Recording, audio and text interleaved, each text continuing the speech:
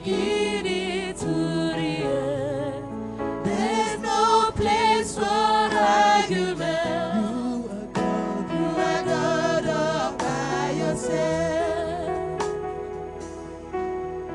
You got times and seasons in your hand. You call for light out of darkness. You don't need a man to be the God you are. But you have chosen to call me your own. Jesus. You got times and seasons in your hand.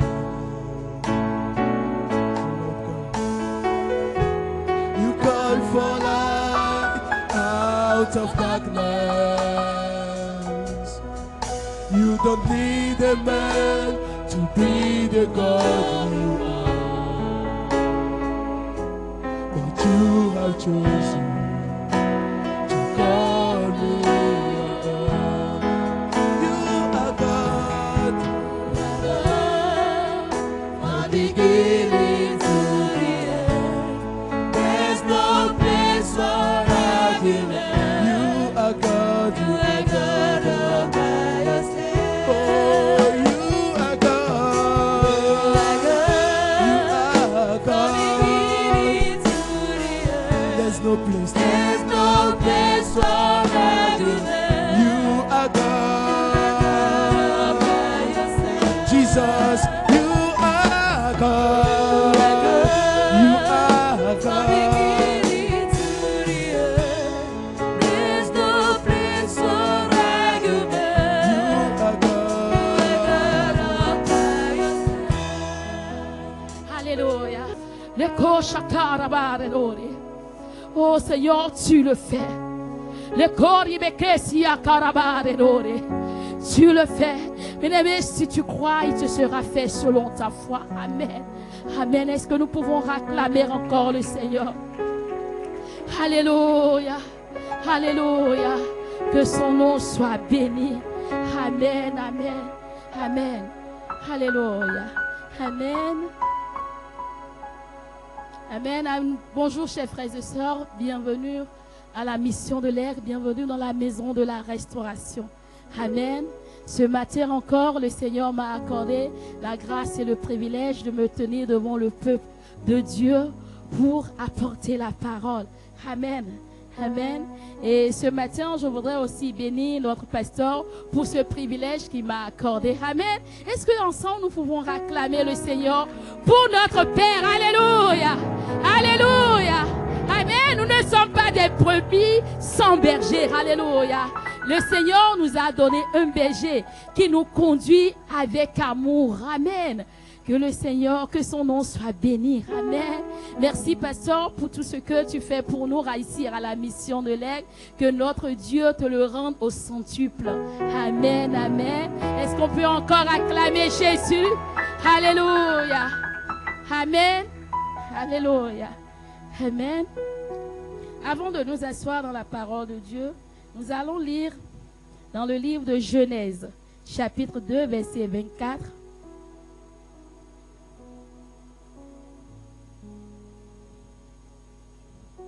Amen. La Bible nous dit, c'est pourquoi l'homme quittera son père et sa mère et s'attachera à sa femme et ils deviendront une seule chair. Amen. Que le Seigneur bénisse sa parole. Amen. Est-ce que nous pouvons encore acclamer le Seigneur et nous asseoir dans sa présence? Alléluia. Que son nom soit béni. Amen.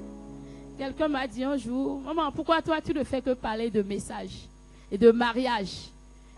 Et après j'ai fini par réfléchir. Chacun parle de ce que le Seigneur lui dit de dire. Amen. Amen. Le Seigneur ne m'a pas dit de parler de la foi. Il ne m'a pas dit de parler de transformation. Amen.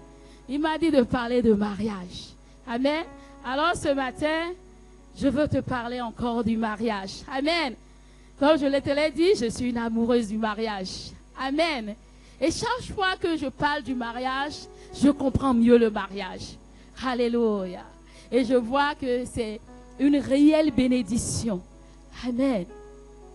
Et ce matin, nous voulons parler des principes d'unité et d'intimité conjugale. Amen. Et je sais sans aucun doute que quelqu'un sera béni ce matin. Amen. Comme le Seigneur a commencé avec nous durant notre temps de consécration de la fin du mois de novembre, il est en train de restaurer les relations. Et durant nos 7 jours de consécration, nous avons vu comment le Seigneur, il s'intéresse aux relations. Comment le Seigneur, il veut que nous ayons de bonnes relations. Amen. Et je crois personnellement que durant les 7 jours, la relation que Dieu a touchée la plus, c'est notre relation avec lui. Alléluia. Il a restauré cette relation. Amen. Et avec le pasteur, nous avons vu les différents types de relations qu'un homme est censé avoir dans sa vie. Et nous avons vu qu'après la relation avec le Seigneur, avec le Dieu, le Père, il y a notre relation avec Jésus, notre Sauveur, il y a la relation avec le Saint-Esprit. Amen. Et après toutes ces relations, nous avons la relation maritale. Amen. Donc aujourd'hui, nous voulons parler de cette relation. Comment faire pour que cette relation soit une bonne relation? C'est ce que le Seigneur veut pour chacun de nous. C'est ce qu'il attend de nous. Amen.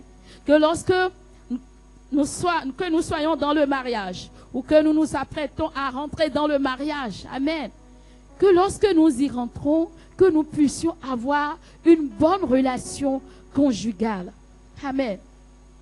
Et ce matin, le Saint-Esprit, il veut nous donner quelques clés pour vivre une bonne relation conjugale. Alléluia. Lorsque nous nous marions, chacun de nous, pour tous ceux qui se sont déjà mariés ou pour ceux qui aspirent à se marier. Amen. Tout le monde aspire au bonheur. Amen. Personne n'est en train de dire, quand je vais me marier là, j'espère souffrir, hein? J'espère faire souffrir cet homme, hein? Non. Tout le monde espère vivre le bonheur. Tout le monde veut rendre un mari heureux. Lorsque vous allez soit dans les mairies, soit à l'église, lors des échanges de vœux, il y a de très bons mots qu'on emploie. Il y a des mots extraordinaires.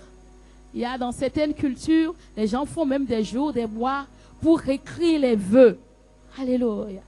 Et je me rappelle, j'ai entendu d'ici des gens échanger des vœux. Des mots qu'on ne les a jamais entendus employer ici. Alléluia. Mais il y a un contraste. Malgré tous ces vœux que les gens font, lorsqu'on voit après, 1 an après le mariage, lorsqu'on leur donne la parole, comment est la relation? Comment ça se passe? Il y a les spirituels qui diront, tout va bien, le Seigneur est au contrôle. Mais lorsque les gens vont quitter ce domaine, on va dire, ce n'est pas facile. Il a changé. Il m'a vendu du rêve. Ce n'est pas comme ça, hein? Ce n'est pas ce qu'il m'avait promis. Hein? La femme là, elle m'a blagué. Amen. Pourquoi cela? Alléluia. Pourquoi ces gens qui s'aimaient, qui avaient de grands rêves? Ah, moi, mon mariage, ce ne serait pas comme celui de mes parents, hein? Mon mariage, ce ne sera pas comme celui de mes soeurs, hein? Oh non, c'est les gens qui n'ont pas compris l'amour. Nous, on a compris l'amour. On sait c'est quoi aimer. Mais la remarque est faite que malgré ceux qui ont maîtrisé l'amour, ils vivent les mêmes périples que les autres. Pourquoi? Amen. Ce matin, le Saint-Esprit, il veut nous amener à rentrer dans un mystère. Alléluia. Afin que nous puissions jouir de ce bonheur que le Seigneur nous a donné. Bien-aimés, je voudrais dire à quelqu'un ce matin que le mariage est une très bonne chose. Alléluia. Est-ce que tu peux le dire à ton voisin à côté de toi qui est célibataire et qui a peur de se marier? Dis-lui, le mariage c'est une très bonne chose. Alléluia. Le mariage, c'est une très bonne chose. Alléluia. La preuve, regarde la personne mariée qui est à côté de toi. Quand tu la connaissais avant, c'est comme ça elle était. Elle n'était pas comme ça. Les gens ont pris de volume. Il y a des jours, il y a des choses. Les gens ont des wagons. Donc tout ça là, le mariage, c'est une très bonne chose. Amen. Et ma prière, c'est que toi, célibataire qui refuse de te marier, que tu puisses jouir aussi de ce bonheur-là. Amen. Et ce matin, le Saint-Esprit veut nous amener, veut nous donner des clés qu'il faut pour que nous puissions vivre réellement de ce bonheur-là. Amen. Et ce matin, le Saint-Esprit veut nous parler de deux clés. L'unité et l'intimité. Amen. La Bible nous dit au commencement, alors que Dieu il a institué le mariage dans le jardin d'Éden. Là où il a dit, je lui ferai une aide semblable. Amen. Après avoir créé l'aide semblable, il a dit que l'homme quittera son père et sa mère et s'attachera à sa femme et les deux deviendront une seule chair. Amen. Et après avoir fait tout ça, la Bible dit que l'Éternel Dieu vit que c'était très bon. Amen. Donc ce matin, nous voulons parler de l'unité et de l'intimité. Amen. De prime abord, ce sont deux notions différentes. L'unité et l'intimité sont deux notions différentes. Ça ne veut pas dire la même chose. C'est quoi alors l'unité? L'unité, c'est un processus. L'unité conjugale, bien sûr. C'est un processus par lequel deux personnes distinctes, deux personnes différentes deviennent une même chair.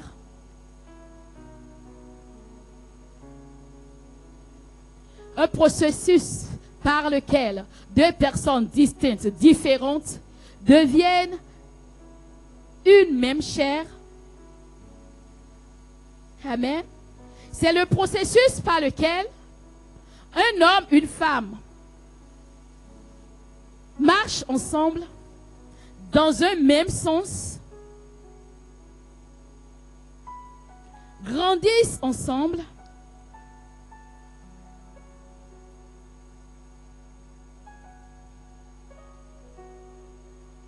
et deviennent un.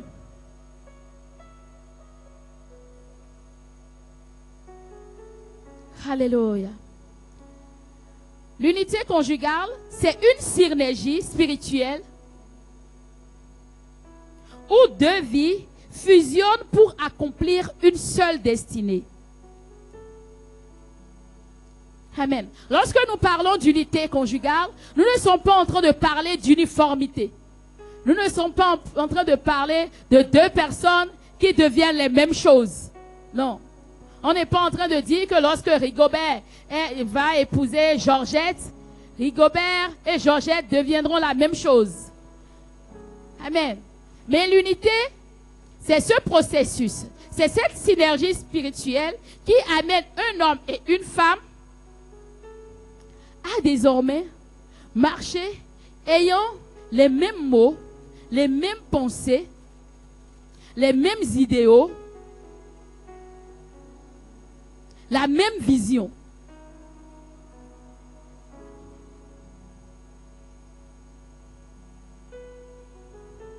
Amen. Donc, lorsque nous parlons d'unité conjugale, nous sommes en train de parler de deux personnes qui sont distinctes, qui sont différentes, mais dont le cœur, l'esprit, leur âme vont dans la même direction. Amen. Pour vous donner un exemple, l'unité conjugale, c'est comme deux personnes qui sont dans une pirogue. Et les deux, ils sont en train de ramer dans le même sens. Pour ceux qui ont l'expérience des eaux, ils comprennent ce que je dis. Ils sont différents, deux personnes sont en train de ramer et ils vont dans le même sens. Ils sont dans une unité. Alléluia. Et lorsque cette unité est acquise, le bateau il va, ou la pirogue va bon train. Ça peut faire face au vent, ça peut faire face aux tempêtes. Rien ne peut la dériver. Mais lorsqu'on a deux personnes dans une pirogue, et il y a un qui est en train de ramer à gauche, et l'autre est en train de ramer à droite, il y aura un problème. Ils vont tourner. La pirogue va tourner comme ça, en rond. Elle ne peut pas avancer. Donc, lorsque nous parlons de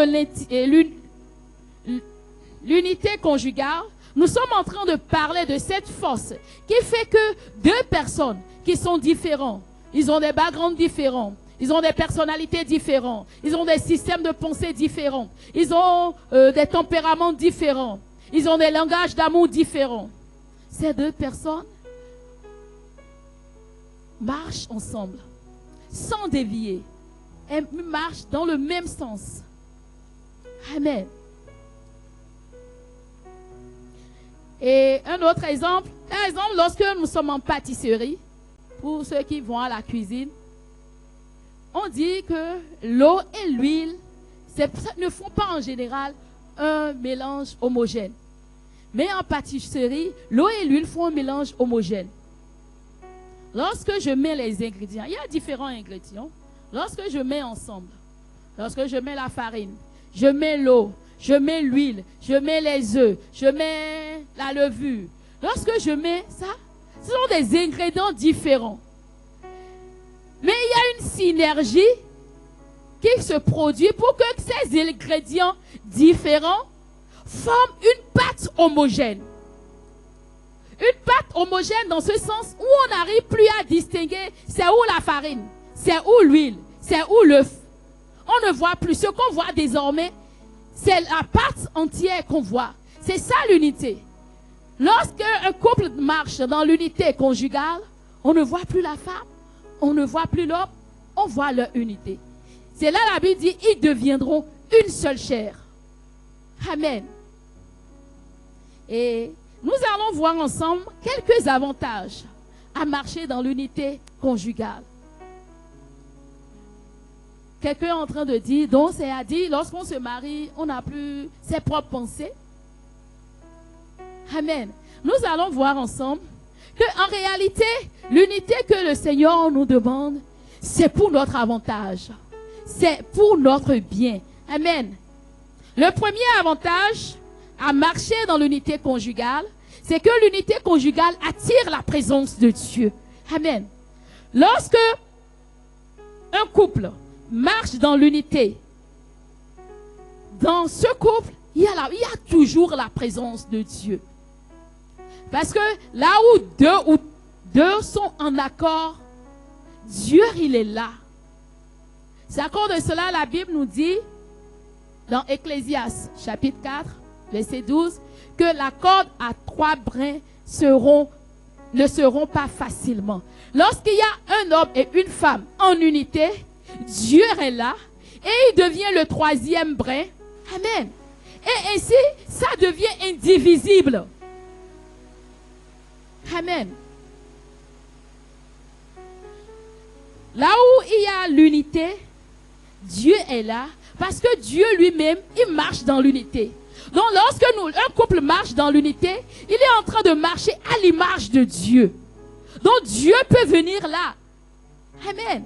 Et c'est ce que le Seigneur est en train de demander, ce que le Seigneur attend de l'Église. Que l'Église puisse marcher dans l'unité avec lui. Que malgré qu'il soit le Dieu Tout-Puissant, dont les pensées ne sont pas les pensées des hommes, le Seigneur voudrait que l'Église puisse rentrer en unité avec lui, afin de pouvoir avoir les mêmes pensées que lui. Amen.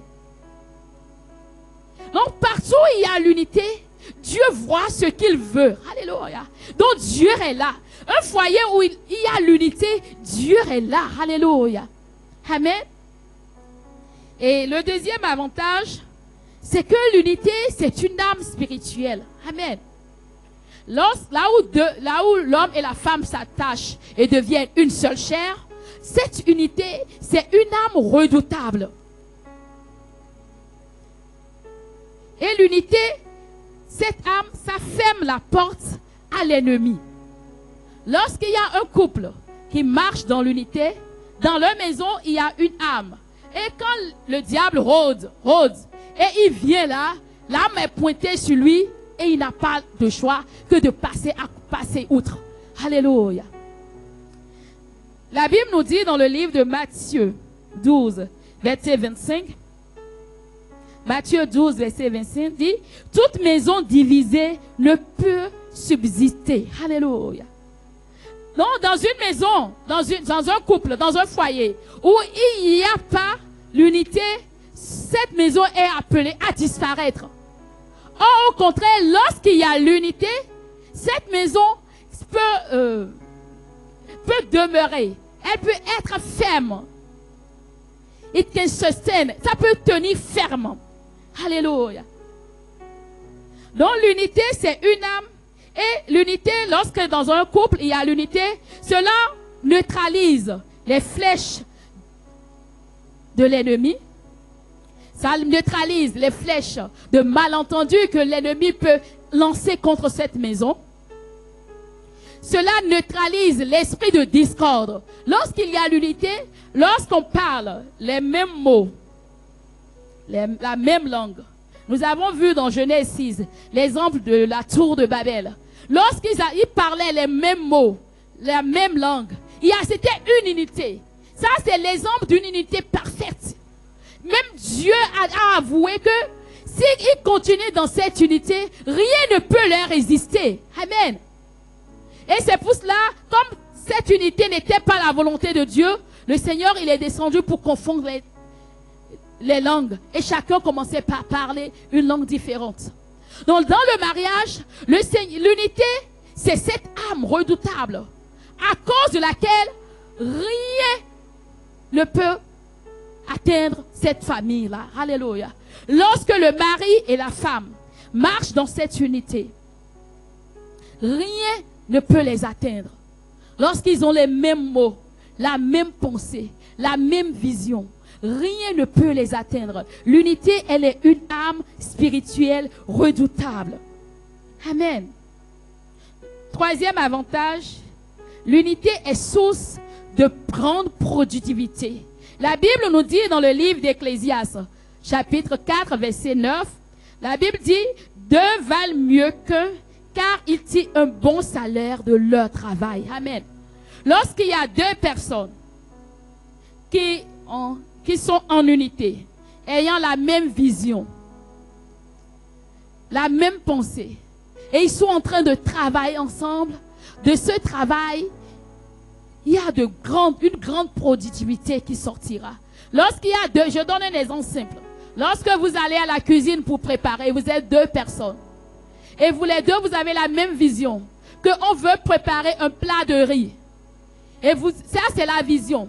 Vous avez la même pensée par rapport à la manière de préparer ce repas. Et vous avez la même pensée par rapport au temps que cela veut vous prendre. Chacun est conscient de sa responsabilité. Rien ne peut vous distraire. Rien ne peut vous empêcher de préparer ce repas. J'ai l'habitude de dire aux jeunes que je coach, j'ai l'habitude de dire, le mariage, c'est vous êtes en train de préparer. Amen. Vous êtes en train de préparer quelque chose. Et si vous marchez dans l'unité, même s'il y a un morceau de charbon qui est tombé par terre et ça te brûle, tu ne te fâches pas pour quitter. Nous sommes en unité. Le repas doit être préparé. Alléluia. Donc, lorsque nous sommes ensemble, dans cette synergie, nous allons travailler rapidement. Je sais ce qu'il faut faire. Je sais, on veut préparer du riz créole. Et que pour préparer le riz, voici les ingrédients. On anticipe. C'est comme dans une salle d'opération. Le chirurgien ouvre. L'anesthésiste, les instrumentistes sont là pour anticiper, pour donner, pour qu'à la fin, le travail puisse être bien fait. Alléluia. Donc, lorsqu'il y a cette unité dans le mariage, elle est source de grande productivité. Les époux de ce mariage peuvent sortir de grandes choses. Au lieu d'être dispersés, les énergies sont rassemblées pour accomplir une même vision. Amen. L'unité, toujours en termes de productivité, elle multiplie les idées, les forces, les résultats, les victoires. Amen. Lorsque la femme et le mari tirent dans la même direction, le progrès devient inévitable. Lorsque le mari et la femme sont en train de tirer dans la même direction, le progrès devient inévitable. Amen. Quatrième avantage, c'est que l'unité conjugale, elle bâtit la confiance. L'unité est le terreau de la confiance. Quand les cœurs sont d'accord, la suspicion meurt, la paix règne et la sécurité émotionnelle s'installe. Amen. Lorsque nous marchons dans l'unité, nous savons que nous allons dans la même direction. Il y a une confiance qui s'établit. Il n'y a plus un rapport de force entre nous. Il n'y a plus une concurrence entre mari et femme. Il n'y a plus question d'orgueil. Alléluia. Je fais confiance à mon époux parce que je sais là où il veut m'amener. Même s'il y a des choses que je ne comprends pas sur le chemin, je lui fais confiance. Parce que nous sommes en train de marcher dans l'unité. Là où il est en train de marcher, c'est moi qui vais là-bas. Amen. Je ne m'arrête pas pour lui dire, qu'est-ce que tu es en train de faire comme ça? Non. Parce que nous sommes en unité, nous sommes devenus une seule chair, nous avons les mêmes pensées, nous avons la même vision. Là où il va, là je vais. Amen. Cinquième avantage, l'unité, elle est source de grandes bénédictions. Dans le psaume 133, la Bible nous parle de certaines bénédictions de l'unité. La Bible nous dit, là où il a dit qu'il est doux pour les frères de demeurer ensemble. Alléluia. En ce lieu, là où il y a cette unité, là où les frères demeurent ensemble, là où ils sont dans cette même communion, il y a l'huile qui coule. Il y a la fraîche rosée qui descend. Il y a la vie qui abonde. Il y a la bénédiction qui se multiplie. Amen. La bénédiction divine cherche en réalité l'unité comme un aimant sur qui s'accrocher. Donc là où il y a l'unité, la bénédiction divine vient reposer. C'est là, la Bible dit que c'est là, dans cette unité, que le Seigneur envoie la vie, la bénédiction pour toujours. Amen. Là où il y a l'unité dans un mariage, la bénédiction ne manquera jamais. Amen. C'est pour cela la parole de Dieu nous dit que celui qui a trouvé une femme a trouvé le bonheur, que c'est une grâce qui lui vient de l'Éternel. Alléluia. Amen. Sixième avantage, l'unité est source de progrès et de développement. Amen. Parce qu'elle est source de bénédiction, elle ouvre les portes de l'expansion. Elle ouvre les portes de l'évolution. Elle ouvre les portes de la transformation. Elle ouvre les portes de l'élévation financière, sociale et spirituelle. Un couple qui est uni avance, comme les hommes de la pirogue. Un couple qui est uni ne stagne pas. Ça avance, ça va toujours devant. Ça ne regresse pas. Parce qu'ils ont une vision. Et les deux sont en train d'aller. L'un ne tire pas l'autre en arrière. Ils sont en train de progresser. Amen. Bien-aimés, il y a tellement d'avantages à marcher dans l'unité. Alléluia. Et depuis, nous sommes en train de parler de l'unité, l'unité, l'unité.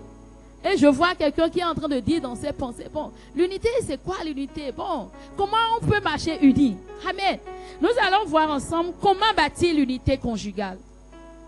Pour bâtir l'unité conjugale, il y a des principes dans lesquels nous devons marcher.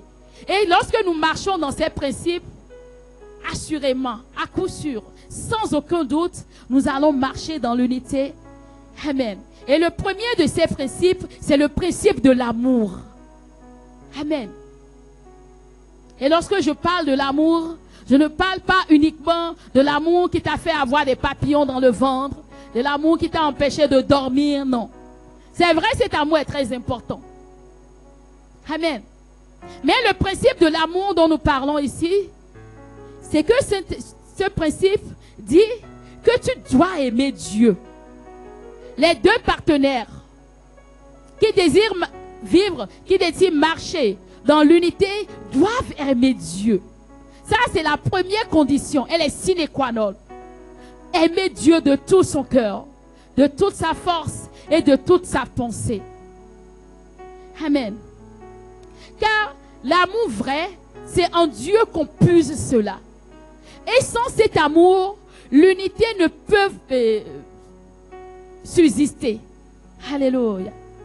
Et toujours dans le principe de l'amour, cela énonce que, après avoir aimé Dieu, la suite logique, c'est s'aimer soi-même. S'aimer soi-même. S'accepter soi-même. Amen. Reconnaître qui on est soi-même.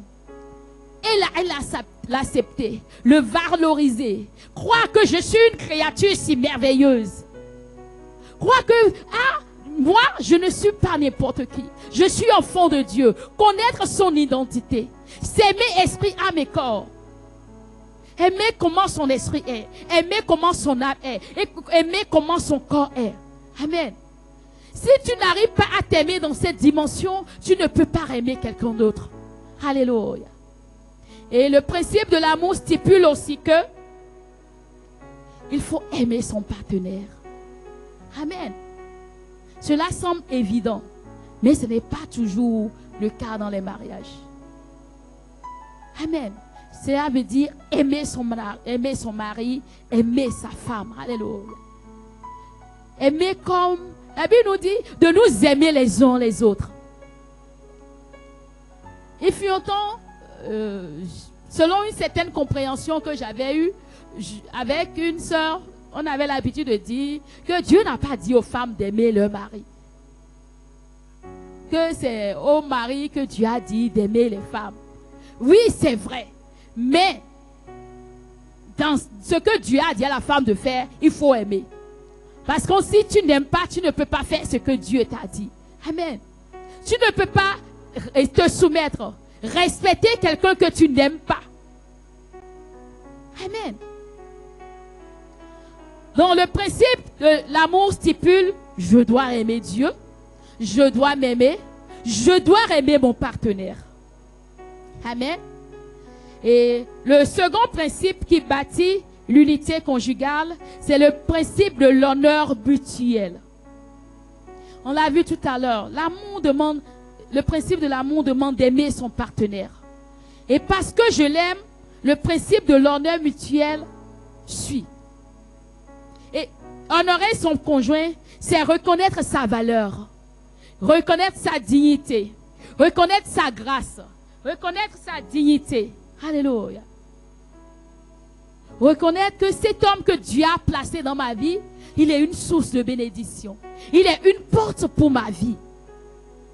Reconnaître que c'est un homme de grande destinée. Que c'est une femme qui a une grande destinée. Et que je ne dois pas m'amuser avec elle. Amen. Honorer qui l'autre est. Et parce que je suis en train de l'honorer, ça me conduit au principe suivant. Le principe du respect mutuel. Parce que j'honore mon mari, parce que j'honore mon épouse, ça coule de source. Je ne peux que lui vouer un respect. Et ce respect, c'est mutuel. Et sans respect, l'unité est impossible. Lorsque je ne respecte pas mon partenaire, on ne peut pas se mettre d'accord. Lorsque je le méprise, lorsqu'il n'a pas de valeur, dans mon cœur, je le traite comme un va-nu-pied. En quoi on peut s'accorder? Amen. Le respect, ça se manifeste par les paroles que nous prononçons, par les attitudes que nous adoptons, par notre écoute, par la considération que nous avons pour l'autre. Amen. C'est tout cela qui démontre du respect que nous avons. En public, tu es en train de reprendre ton mari. En public, ta femme a parlé, tu t'es moqué d'elle avec les gens. Ça, c'est pas le respect. Même si elle a blessé la grammaire n'importe comment, tu soutiens à la maison, tu lui dis, tu as fait une erreur tout à l'heure. Amen. Le principe qui suit, c'est le principe de la soumission mutuelle. La Bible nous dit dans le livre d'Éphésiens, chapitre 5, verset 21, « Soumettez-vous les uns aux autres. » Amen. Cette soumission mutuelle est différente de la soumission de l'homme, de la femme pour l'homme. Se soumettre l'un à l'autre. Parce que nous nous honorons, nous nous respectons, nous nous soumettons l'un à l'autre. Amen. Et la soumission mutuelle dont nous parlons, ce n'est pas une domination, mais c'est un service réciproque. Je me mets au service de l'autre. Il est à mon service aussi. Et ensemble, là où je suis fort, j'apporte mon aide. Là où elle est forte, elle apporte son aide. Amen. Et le principe qui suit, toujours alors que nous sommes en train de bâtir l'unité conjugale, c'est le principe de la croissance et de la transformation continue. Amen. C'est-à-dire, lorsque deux personnes se mettent ensemble, elles doivent être conscientes de leur niveau et avoir en conscience aussi qu'ils doivent progresser, qu'ils sont appelés à grandir ensemble. Un couple est appelé à évoluer ensemble. Amen. Et là où il y a un changement non partagé, cela crée une fracture. Lorsque dans un couple, la croissance et la transformation continue n'est pas l'objet de ce couple, et c'est un partenaire qui, lui, il est en train de grandir, et il a laissé l'autre, il y a une fracture. Ils ne sont plus en unité. Ils sont appelés à marcher ensemble. Mais voilà l'autre qui est en train de... Il a grandi, il est en haut là-bas, l'autre est en bas là-bas. Comment ils vont se garder la main? Il y aura problème. Amen. Ils ne pourront plus marcher ensemble. Donc, lorsque je suis en train de bâtir l'intimité et l'unité conjugale, je dois avoir conscience que mon époux et moi, mon épouse et moi, nous sommes appelés à grandir ensemble. Nous sommes appelés à être transformés ensemble. Nous sommes appelés à rentrer ensemble dans un processus de transformation continue. Amen.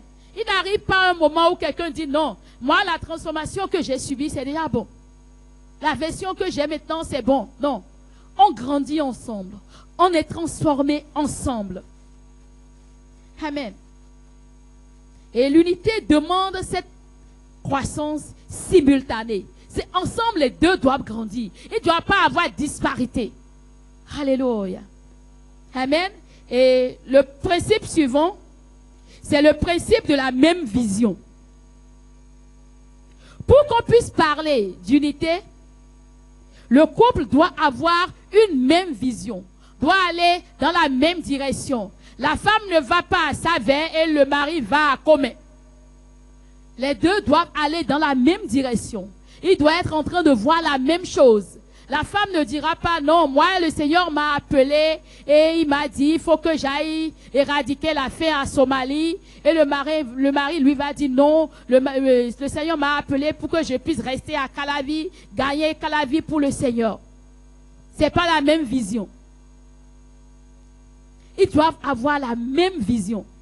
Ah, nous, dans notre couple, le Seigneur veut qu'on fasse ci.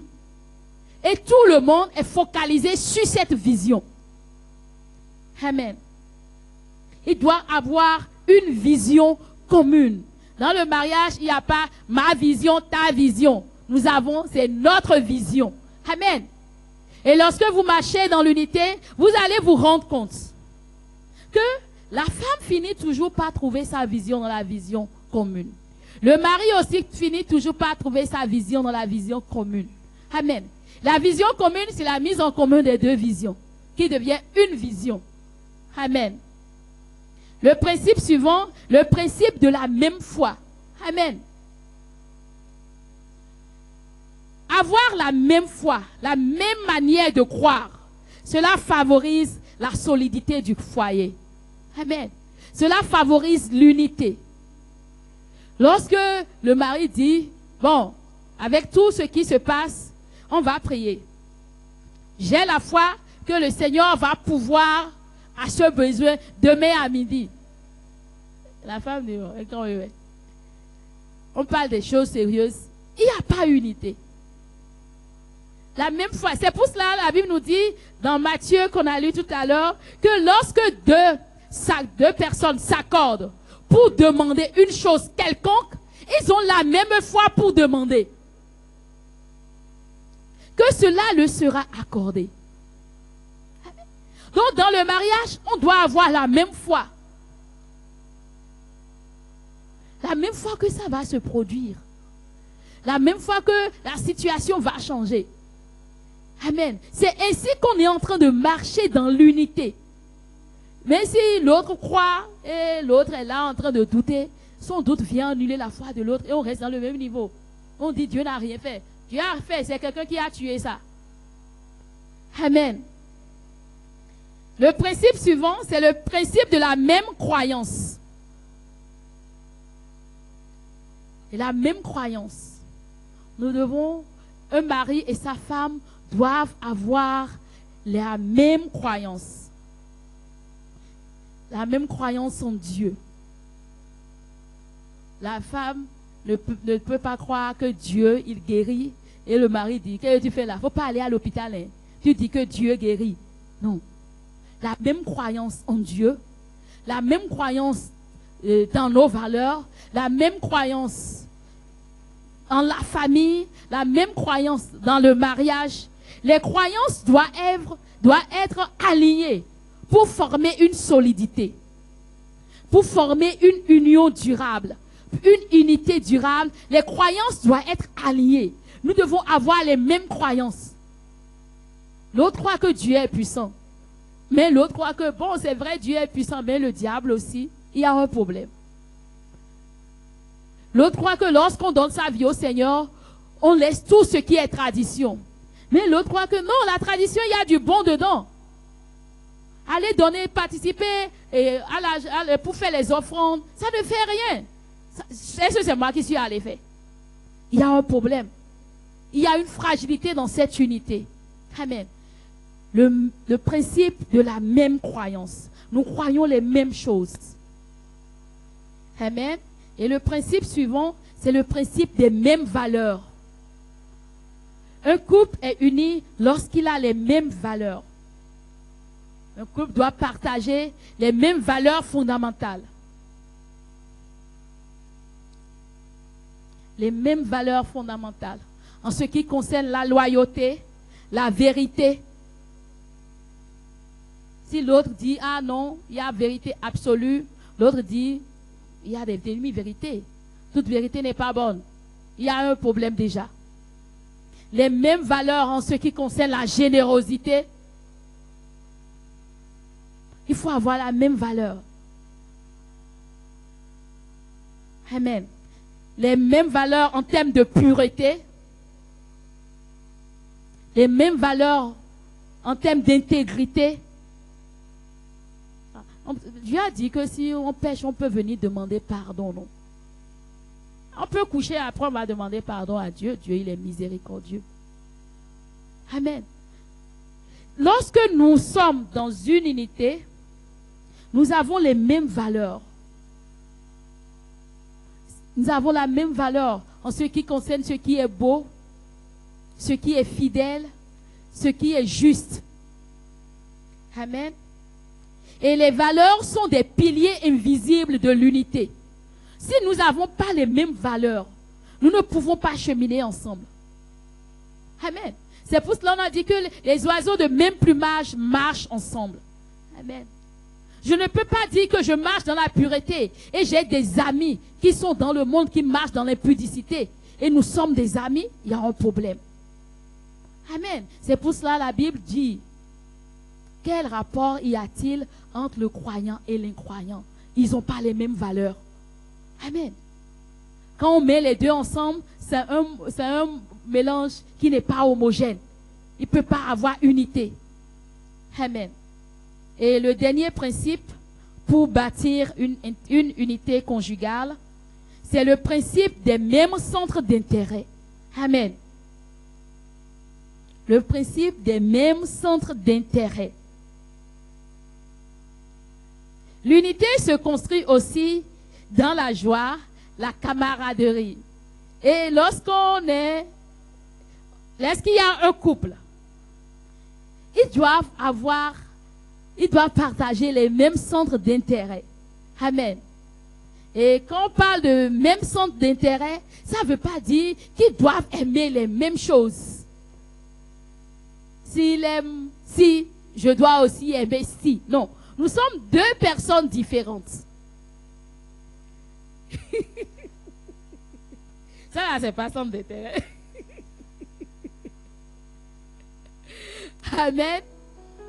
Non, les conjoints doivent avoir les mêmes centres d'intérêt. Ce sont les centres d'intérêt qui alimentent notre communion, qui alimentent notre communication. Si on n'aime pas les mêmes choses, s'il aime regarder football, et moi je déteste ça, lorsqu'on sera ensemble, de quoi on va parler? S'il n'aime pas la parole de Dieu, s'il trouve que la Bible n'est pas la parole de Dieu, s'il n'aime pas lire, lorsque nous allons nous trouver ensemble, de quoi allons-nous parler? On va rester. S'il n'aime pas le commérage, par exemple, c'est un centre d'intérêt. Et toi, tu aimes ça. Quand vous allez rester ensemble, de quoi il y a des couples qui aiment le commérage. Et quand ils se voient, ils parlent des choses. J'en connais. Amen. Donc, le couple doit avoir les mêmes centres d'intérêt. Peut-être quelqu'un, il aime la lecture, l'autre aime l'écriture. Mais tout cela, ça tourne autour du livre, des écrits. Ils peuvent en discuter. Mais l'autre n'aime pas ça du tout. Hein? Toi, tu es encore venu avec tes livres là. On ne va pas avoir la paix. L'autre aime écouter des prédications. Mais l'autre n'aime pas ça. Ça l'insupporte. Tout ce que tu as entendu à l'église le dimanche, ça ne suffit pas. Amen. L'homme, il aime la musique. Mais l'autre n'aime pas. La musique, ça fait trop de bruit. On a déjà supporté le bruit à l'église le dimanche. Ça, là, on ne peut pas faire autrement. Maintenant, on vient à la maison encore. Toi, tu mets la musique. Il y a problème. Les deux partenaires doivent partager les mêmes centres d'intérêt. Et c'est ce partage de mêmes centres d'intérêt, c'est ça qui alimente la communication. Et c'est lorsque nous sommes en train de communiquer, que nos cœurs peuvent communier, que nous puissions rentrer dans une unité. Alléluia. Et de cette unité, de cette communion, c'est là que naît l'intimité. Amen.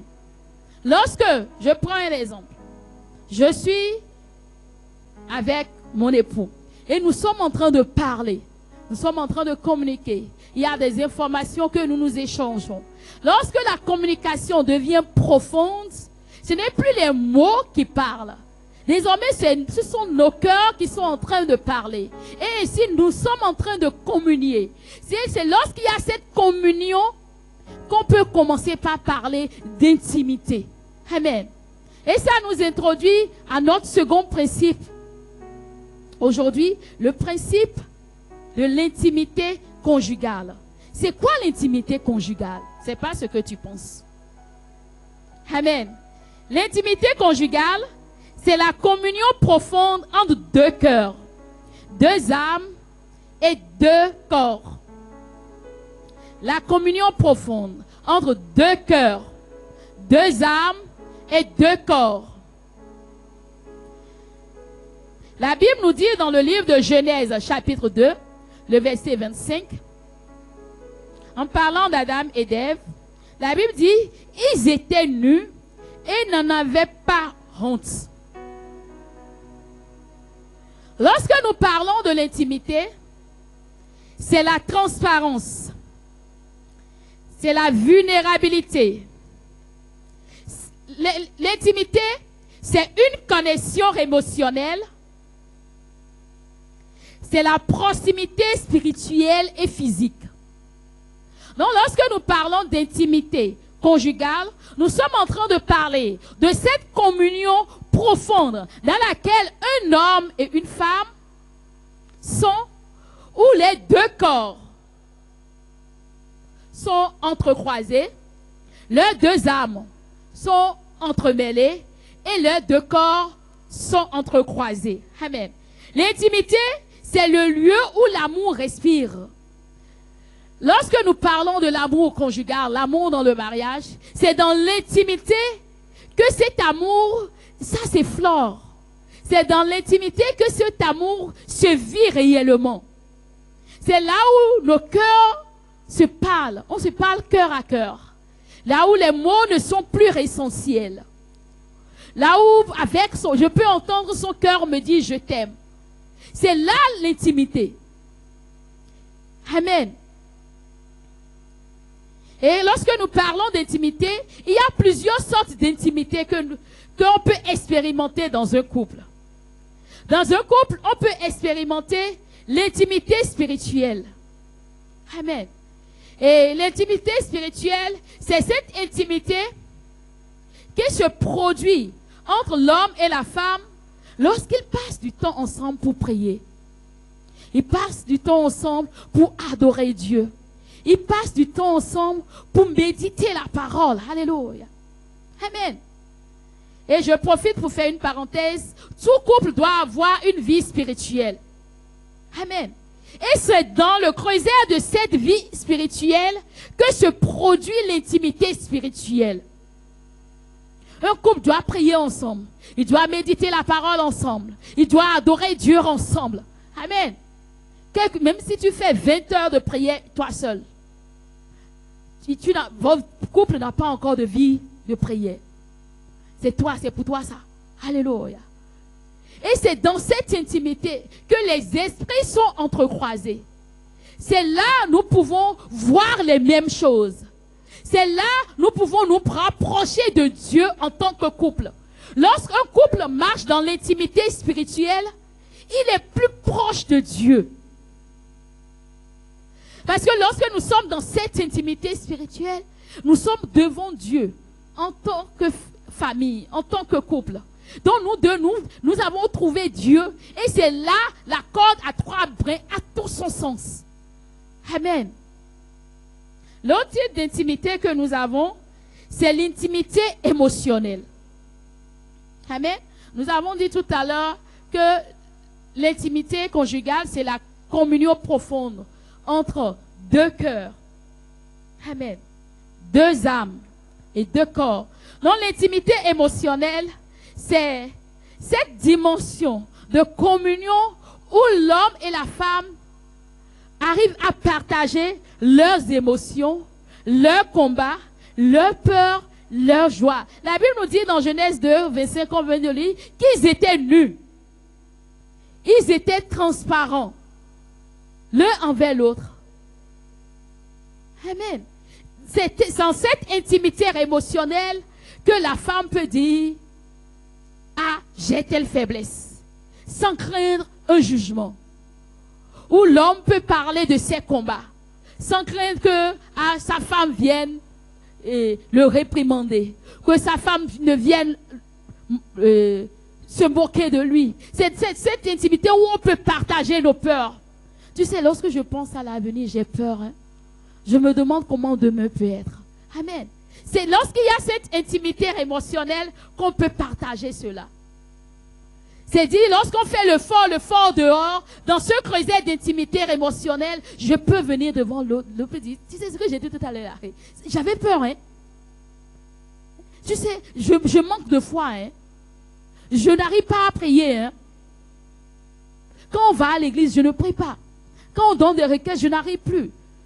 Je n'arrive plus il y a 3 mois, je ne lis plus ma Bible. Si ce n'est pas que les temps où on veut passer du temps ensemble, je n'arrive plus. C'est dans cette intimité émotionnelle qu'on peut parler cœur à cœur, qu'on peut dire ce que nous avons dans le cœur, qu'on peut parler de ses combats, parler de ses faiblesses. Tu sais, je suis en train de lutter avec la masturbation. Hein. C'est dans ce creuset que l'homme et la femme peuvent le dire, sans crainte d'être jugés.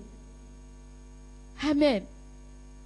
Et l'autre type d'intimité que nous avons, c'est l'intimité communicationnelle. Amen. L'intimité communicationnelle.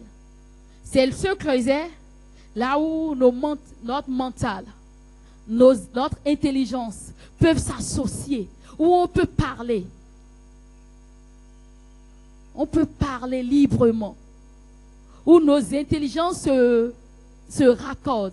Où on peut aller dans la même dimension d'intelligence. Amen. On peut tenir des discours. On peut tenir des conversations dans tous les domaines. Amen. Et lorsque j'étais venue à ce point, je me suis dit, il faut se cultiver. Pour atteindre cette intimité communicationnelle, mentale. Il faut s'éduquer. Hein? Ton mari, il est en train de parler de la politique. Et tu ne connais rien. Tu ne sais rien de ça. Vous ne pouvez pas, dans ce creuset, vous ne pouvez pas être intime.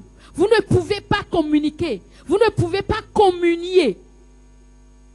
Parce que vous n'avez pas les mêmes mots. Tu ne sais pas de quoi il est en train de parler. Il est en train de parler des finances. Et tout ce que toi tu sais, il faut aller au marché, il faut aller acheter, il faut faire ci. Et c'est fini. Amen. L'homme et la femme doivent rentrer dans cette dimension de compatibilité mentale. Ou sur le plan mental, sur le plan communicationnel, ils peuvent tenir un débat ensemble. Ils peuvent tenir une discussion ensemble. Amen. C'est pas on amène le sujet et tu ne sais plus quoi dire. Tu souris, après tu défies. Et quand toi tu commences pas à parler, c'est des futilités. On ne peut pas parler de choses sérieuses avec toi. Amen. Or, dans ce creuset, on parle beaucoup. C'est dans ce creuset on peut parler de nos professions. Ah, ton mari il est statisticien. Tu dois, quel que soit ton niveau d'éducation, tu dois tout faire pour comprendre ce qu'il est en train de faire dans son boulot. On ne doit pas te demander, ton mari fait quoi? Ah, oh, il est oiseau, non. Non. Tu dois pouvoir dire, ah non, au fait, mon mari, il est statisticien. Et tu dois pouvoir dire ça. Tu dois pouvoir dire ce qu'il fait. Lorsqu'il vient à la maison, lorsqu'il apporte il parle du problème du boulot, tu dois être capable de tenir la conversation avec lui. Amen. Et ça, c'est vice-versa. Même si ta femme est une commerçante, elle va au marché. Tu dois maîtriser le marché.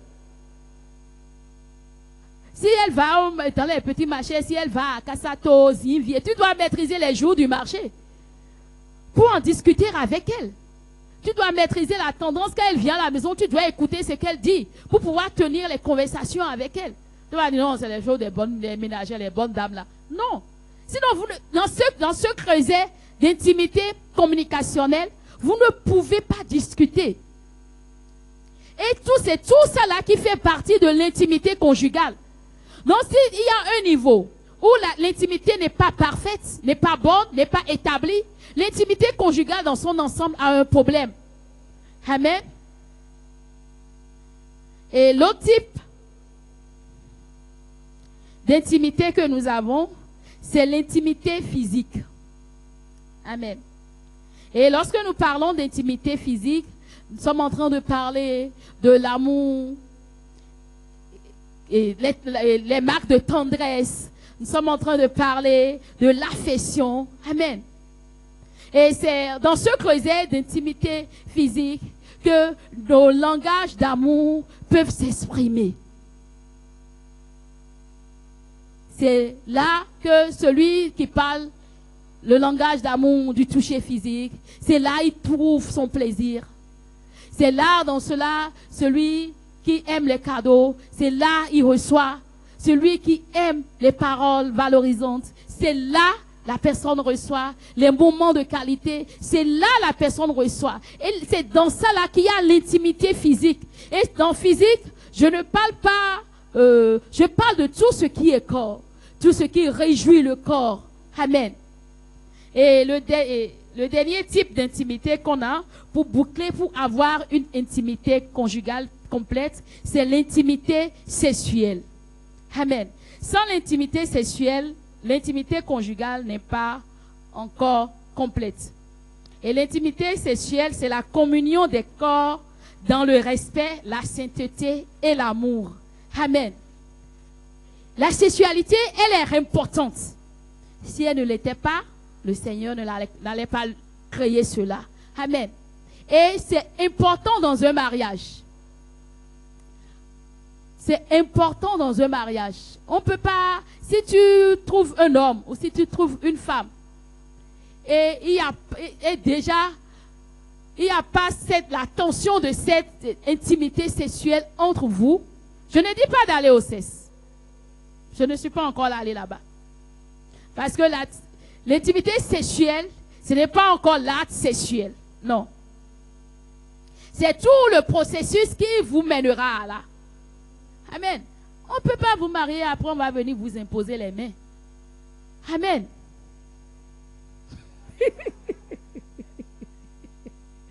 Amen. Lorsque le pasteur est en train de vous bénir, chacun est pressé. Toi, peut-être tu es pressé pour aller manger à leur réception, mais eux, ils sont pressés de rentrer chez eux. Amen. Alléluia. Et cette intimité sexuelle, elle est tellement importante à tel point que la Bible même la reconnaît. Lorsque l'intimité sexuelle n'est pas atteinte, n'est pas accomplie, un mariage n'est pas valide. Genre, quand un couple se marie et le mariage n'a pas été consommé, ils ne sont pas allés au sexe, le mariage n'est pas encore valide. Parce que l'alliance n'a pas encore été scellée. Amen. Et l'alliance qui est scellée doit être renouvelée tout le temps. Amen. La Bible nous dit dans le livre de Proverbes, j'ai oublié le passage, où il dit de boire aux sources de ta femme. Alléluia. Amen. C'est dire que l'acte sexuel, c'est la nourriture. Amen. Et il y a un autre passage qui dit, toujours dans Proverbes, j'ai oublié le passage, qui dit que la femme, elle mange, elle essuie sa bouche, et personne ne sait si elle a mangé ou pas. La Bible parlait de l'acte sexuel. Amen. Donc c'est tellement important. La Bible a parlé du sexe. Quand vous allez lire dans la loi, la Bible en a dans les livres de Lévitique, Nombre, la Bible en a tellement parlé. Tellement parlé. La Bible va donner les prescriptions, les conditions dans lesquelles cela doit se faire. Amen. Le sexe est important dans le mariage. Un mariage dans lequel il n'y a pas le sexe, c'est là où il y a les frustrations. C'est là tu vois le matin, la femme, elle lance les plats. On entend blou, blou, blou, blou. Ou le monsieur, il va au boulot, il renfouille la mine. Personne ne peut lui parler. C'est là il distribue des demandes d'explications en désordre. Amen. Alléluia. Nous allons voir rapidement comment bâtir l'intimité conjugale. Amen. Comment arriver à cet état pour jouir pleinement de tout cela, de cette intimité, pouvoir rentrer dans cette intimité spirituelle, dans l'intimité émotionnelle, dans l'intimité communicationnelle, dans l'intimité intellectuelle, dans l'intimité physique, dans l'intimité sexuelle. Amen. Comment y arriver? Le premier principe à appliquer, c'est le principe du temps. L'intimité demande du temps investi volontairement. Amen. Pour pouvoir communier avec quelqu'un réellement, il faut du temps. Il faut trouver du temps. Tu ne peux pas avoir 5 minutes à accorder à ta femme dans la journée et tu vas espérer que vous allez communier. Non. Il faut du temps. Il faut trouver du temps. Trouver du temps pour arriver. Vous ne pouvez pas prier 5 minutes par jour et espérer atteindre une intimité spirituelle ensemble. Non. Par jour, ces 5 minutes, vous avez trouvé le temps pour discuter, pour parler. Amen.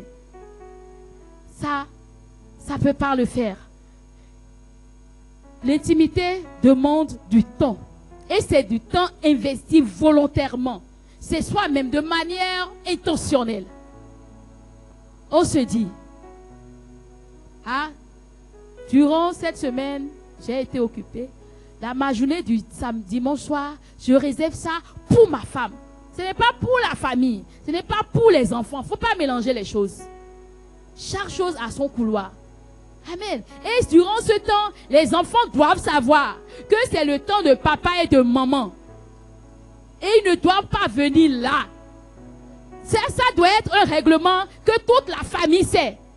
Les dimanches soirs, enfants, prenez-vous en charge. Papa et maman, c'est leur temps. Amen. Bien aimés, nous devons arriver à cela. Nous trouver du temps. Surtout lorsque les couples commencent par avoir des enfants. Ils finissent par se perdre. Et le seul moment où ils se trouvent, c'est lorsque tout le monde est fatigué, tout le monde vient se coucher. Qu'est-ce qu'on peut dire de concret en ce moment? Qu'est-ce qu'on peut faire de concret en ce moment? Rien, il faut du temps. Amen. L'autre principe, c'est le principe de la présence. Amen. Alors que j'ai pu dégager le temps pour mon époux, pour mon épouse, il faut ma présence. Il faut que je sois vraiment là, émotionnellement et spirituellement. Et même physiquement. Amen. C'est dit, lorsque on a décrété que les dimanches soirs, c'est pour papa et maman, il faut que papa et maman soient réellement là. Non, je reformule. Il faut que Georges et Bernadette soient là, pas papa et maman. Amen. Parce que lorsque papa et maman sont là, ils sont toujours avec les enfants. Mais lorsque c'est la jeune Bernadette qui est là, avec son Grégoire, ils peuvent discuter, ils peuvent communier. Amen. Donc il faut être là. Il faut être présent émotionnellement. Se déconnecter de tout. C'est pas en ce temps de communion de la famille qu'il faut passer un coup de fil, il faut faire ci, il faut faire ci. Non. Et ça, c'est au couple même d'instaurer cela. Déjà à leur base. C'est un temps où quand on vient, c'est un moment où on se rencontre. Les portables sont silencieux dans le sac. Si quelqu'un veut mourir en ce moment, il n'a qu'à attendre un peu d'abord. Quand on va finir, il peut venir mourir. Amen. Dieu les garde, les anges sont là pour les garder. Amen. Donc, il faut la présence. Et après, être là où on est présent, il faut l'attention. Ce qui nous amène au troisième principe. Le principe de l'attention. Attention. Donner son attention à l'autre. Observer. Écouter. Discerner les besoins de l'autre. Alors qu'on s'est trouvé un bon temps. Peut-être qu'on est sorti de la maison. On est allé dans un lieu calme. On est en train de parler. Quand l'autre est là, il est en train de parler. Je dois prêter attention à ce qu'il dit. Je dois prêter attention à ce qu'elle dit. C'est pour ça, c'est là, on n'est pas là en train de regarder partout. On écoute. Et c'est là où on pratique l'écoute active. Quand il parle, si j'ai bien compris, tu reformules pour éviter les malentendus. Amen. Et le quatrième principe, c'est le principe de l'environnement favorable. Amen. Pour communier, il faut un environnement favorable. On ne peut pas venir ici à l'église et je vais vouloir communier avec mon mari. Non. Il sera distrait. Je serai distrait par les gens. Donc, alors que nous voulons communier, il nous faut trouver un environnement favorable. Le couple doit avoir son hôtel de prière, là où ils viennent pour communiquer, pour communier spirituellement. C'est un lieu réservé pour eux. C'est un cadre où ils ne seront pas dérangés. Amen. Pour discuter. Alléluia. L'environnement favorable. Il faut savoir créer un climat de paix, de sécurité émotionnelle et de respect. Amen. Et le principe suivant, c'est le principe de la communication. Comme je l'ai dit tout à l'heure, c'est lorsque nous commençons par communiquer que la communion peut se produire et l'intimité survient. Donc, il y a le principe de communication. Lorsqu'on arrive, on te trouve du temps, on te fait sortir, il faut parler. Amen. Il faut communiquer. Lorsqu'il y a un sujet, il faut parler. Amen. Une intimité sans communication est impossible. Et cette communication, c'est un moment où on parle avec douceur, avec vérité, avec ouverture. Amen. Et le principe suivant, c'est le principe de la sexualité respectueuse. Amen. Donc, pour atteindre l'intimité dans sa globalité, nous avons dit tout à l'heure qu'il y a l'intimité sexuelle aussi. Donc, pour atteindre cette intimité, c'est tout un processus. Parce que l'homme et la femme sont créés de manière différente. L'homme, c'est ce qu'il voit à l'instant T. La femme, c'est ce qu'elle entend. Et ce n'est pas ce qu'elle entend uniquement à l'instant T. Ce qu'elle entend depuis le matin. Tu ne peux pas passer toute ta journée à crier, crier, crier sur elle. Et venir le soir espérer atteindre une intimité sexuelle avec elle. Non. Peut-être vous allez coucher ensemble, mais vous n'allez pas atteindre l'intimité. C'est là, elle va dire, fini, je vais me lever. Amen.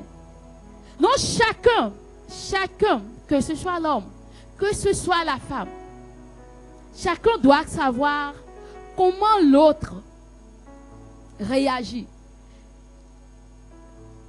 La science nous a démontré, l'homme, c'est ce qu'il voit, c'est ça qui l'attire. Amen. Et ce n'est pas tout ce qu'il voit qui l'attire. Amen. Raison de plus de prendre soin de soi-même. Amen. Alléluia. J'ai suivi un enseignement où un professeur nous a dit que le problème quand les couples ont des incompatibilités sexuelles, que la plupart du temps, c'est parce qu'ils n'arrivent pas à s'écouter. Ils n'arrivent pas à écouter. Et écouter, il dit par exemple, il y a des femmes qui ne savent pas que leur corps est censé attirer leur mari. Ce n'est pas un acquis que l'homme c'est ce qu'il a dit, non? Il m'a vu, non? C'est pas fini. Amen. C'est là le jeu de séduction trouve tout son sens. Qu'il y a des choses que tu as achetées il y a 3 ans, tu portes toujours. Il faut changer. Il faut dire à une femme à côté de toi, il faut changer les choses que tu as achetées il y a 3 ans. Tu veux te coucher le soir, tu as porté bombomba que tu as porté et tu as fait la cuisine, tu es parti porter pour te coucher. Non, il y a des choses que c'est nous-mêmes qui créons de problèmes. Amen. C'est des choses sur lesquelles il faut veiller. Il faut que les hommes aussi apprennent à parler à leurs femmes. Amen. Alléluia. Une sexualité sainte, mutuellement consentie, tendre et harmonieuse, nourrit l'unité et l'intimité. Amen. Et le dernier principe pour bâtir une intimité conjugale, c'est le principe de la prière commune. Amen. La prière ensemble, elle brise les murs, unit les cœurs et descend la paix de Dieu. Amen. Lorsque il y a un homme et une femme qui sont en communion et ils prient, rien ne peut les arrêter. Rien ne peut empêcher la prière, à moins que ce ne soit pas la volonté de Dieu pour eux. Amen. Donc, lorsque il y a tous ces ingrédients, il y a le temps, la présence, l'attention, la communication, l'environnement, la sexualité et la prière, alors on peut avoir une intimité profonde et globale. Amen. Et lorsque nous parlons d'intimité, vous devez savoir qu'il n'y a pas d'intimité sans unité. L'intimité et l'unité sont deux notions inséparables. Amen. On ne peut pas dire, non, moi et mon mari, nous sommes dans une grande intimité, hein, nous sommes vraiment intimes, hein, on se connaît, hein, mais on n'est pas unis. On a des divergences. Non. Lorsqu'il y a un couple uni, il doit avoir l'intimité. Lorsqu'il y a un couple intime, il doit avoir l'unité. L'unité crée la sécurité qui permet l'intimité. Lorsque nous sommes unis, nous avons dit tout à l'heure, un des avantages de l'unité, c'est qu'elle bâtit la confiance. Lorsque cette confiance est bâtie, ça offre une plateforme pour l'intimité. Amen. Et l'intimité, elle nourrit la connexion qui renforce l'unité. Lorsque l'intimité est globale et chacun des partenaires a son réservoir affectif comblé, quel que soit ce qui est dit, tout le monde s'aligne. Amen. Quand les deux se rejoignent, le couple devient alors fort, stable, joyeux, productif, spirituellement puissant, émotionnellement épanoui. Amen.